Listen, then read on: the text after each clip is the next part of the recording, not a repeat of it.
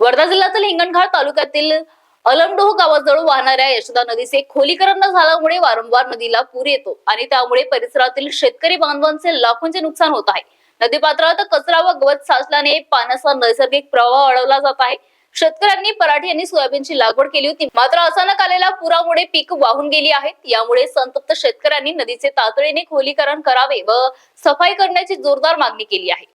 माझं नाव मनोज साळे, मी अलमडोह येथील रहिवासी असून माझी एक समस्या आहे की आपल्या यशोदा नदीचे जे पाणी आहे ते पूर्ण आपल्या गावामध्ये शेतामध्ये जाते। याच्या आधी 5 वर्ष आधी नदीचं खोलीकरण झालं होतं। ते खोलीकरण अर्ध्यापर्यंत झालं आहे, समजा टाकळीच्या पुलापर्यंत। त्याच्यानंतर इकडं अलमडोहकडे खोलीकरण झालेलं नाही। नुकतीच आता शेतीची पेरणी झाली आमच्या, त्याच्यानंतर पहिला पूर आला, पूर्ण पेरणी वाहून गेली। नंतर दुसरी पेरणी केली, दुबार पेरणी झाल्यानंतर सुद्धा पूर आला। गावामध्ये इकडं पाणी घुसते, इकडं अलीपुराकडे सुद्धा पाणी जाते। त्याच्यामध्ये सरकारला माझी एकच विनंती आहे की आपल्या या नदीचं जे रखडलेलं खोलीकरण आहे ते 5 वर्षाआधी मंजूर झालं होतं, ते अजूनपर्यंत झालेलं नाही। माझी सरकारला एक विनंती आहे की खोलीकरण लवकरात लवकर करून द्यावं। आणि तसेच आमच्या शेतीची सुद्धा जे शेती पाण्याखाली गेलेली आहे त्याची आपली पाहणी करून आणि पंचनामा करावा, लवकरात लवकर सर्व करावं अशी माझी एक विनंती आहे सरकारला।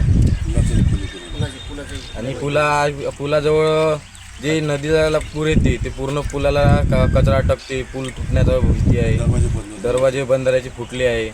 तर हे कचरा वगैरे सफा करून देण्यात यावं अशी विनंती करतो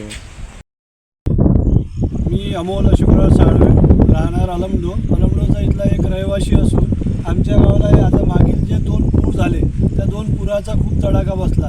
आणि ह्या पूर येण्यामागचे कारण म्हणजे आमच्या यशोदा नदीचं टाकळीपर्यंत खोलीकरण झालं, परंतु टाकळीपासून जो खास शेवटला जो टोक आहे म्हणजे वर्धा नदीला जिथे आमची यशोदा नदी मिळते त्यापर्यंतच नदीचं खोलीकरण झालेलं नाही आहे। खोलीकरण न झाल्यामुळे गाळ खूप जमा झालेला आहे। गाळ जमा झाल्यामुळे काट्या लटकतात, काट्यामुळे पूर्ण नदीचं पाणी ब्रेक होते, त्याच्यामुळे गावात हे पाणी जाते।